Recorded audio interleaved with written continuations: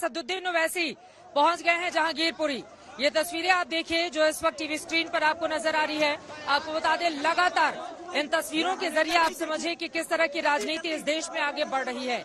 AIMIM के मुखिया असदुद्दीन ओवैसी जो लगातार भारतीय जनता पार्टी पर निशाना साध रहे हैं, ये कहते हुए कि दरअसल सिर्फ एक समुदाय को ही टारगेट कर रही है बीजेपी, मुस्लिमों के खिलाफ चुन चुनकर कार्रवाई की जा रही है। मस्जिद के सामने के अतिक्रमण को भी जब हटाया गया तो उन्होंने मंदिर को लेकर सवाल पूछ डाले।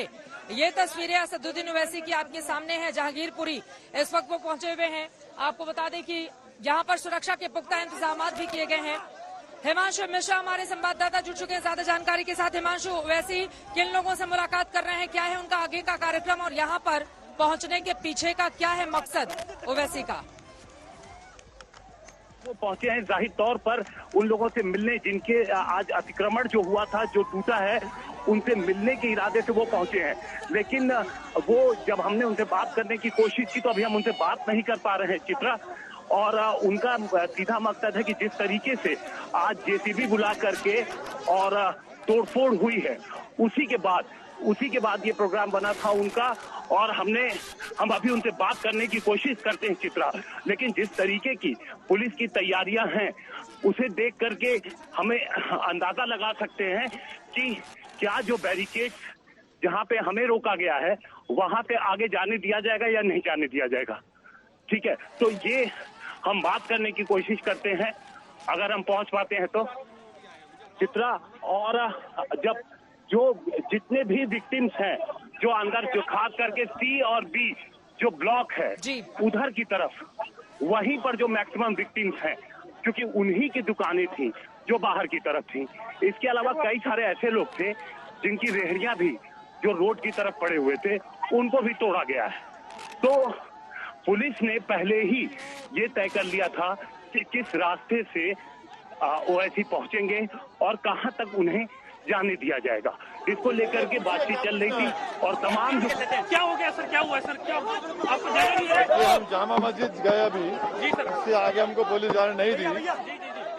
आज जो तुर्कमान गेट 2022 हुआ, जो सरासर जुल्म है,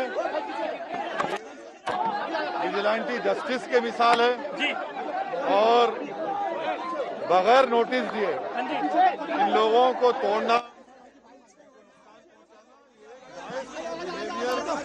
बीजेपी का और आप सरकार का खंडन करता हूं।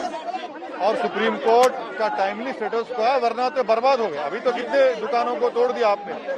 सवाल ये पैदा होता है कि 6-7 साल से आपकी सरकार है, जब तक आपने क्यों नहीं तोड़ा, नोटिस क्यों नहीं दिया? और आपने, जहां तक मुझे मालूम है,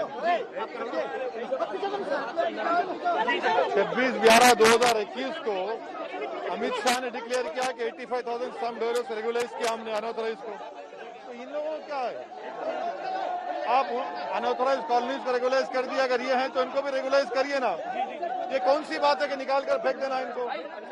गलत है। आपको मना कर दी जाने के लिए आगे? हाँ, आगे मना कर दिया। जाएंगे मिलने के लिए? आप जाएंगे सर मिलने?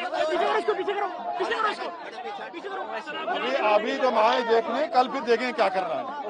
ओवैसी साहब, अब तक की इन्वेस्टिगेशन किस तरीके से देख रहे हैं?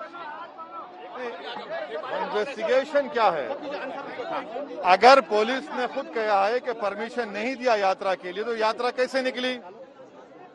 हथियार कैसे उनके हाथ में था? अगर आप उनको वहीं रोक देते, वहीं हथियार सीज कर लेते, तो ये दिन देखना नहीं पड़ता। मगर सरकार चाहती थी, और अफसोस की बात यह है कि आप पार्टी, सुनिए, आप पार्टी इन तमाम लोगों को कह रही, रोहिंग्या बांग्लादेशी, अरविंद केजरीवाल के घर पे हमला हुआ, प्रोटेस्ट हुआ तो बड़ा आसमान सर पे उठा लिया। सिसोदिया ने एक लड़के का कत्ल हुआ, मर्डर हुआ, तो उसको JSR नारा का वादा दे दिया। आपने वादा किया था रेगुलाइज करने का, तो आज वो खुद इन लोगों को कह रहे हैं कि बांग्लादेशी रोहिंग्या है। मैं इसका कंडेम करता हूं, ये गलत है। ये भारत की लोकतंत्र के लिए रूल ऑफ लॉ को कमजोर करता है। ये विजिलेंटी जस्टिस कर रही है बीजेपी सरकार। कोई कार्रवाई नहीं की।